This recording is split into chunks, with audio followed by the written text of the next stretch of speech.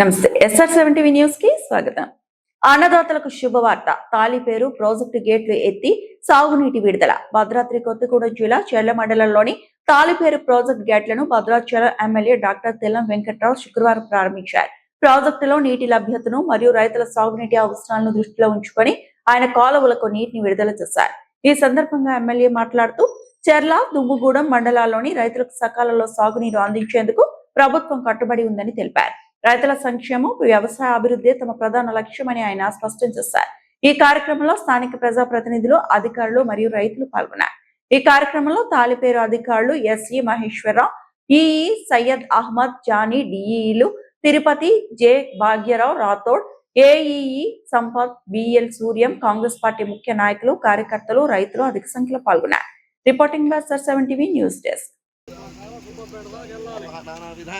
सर्वे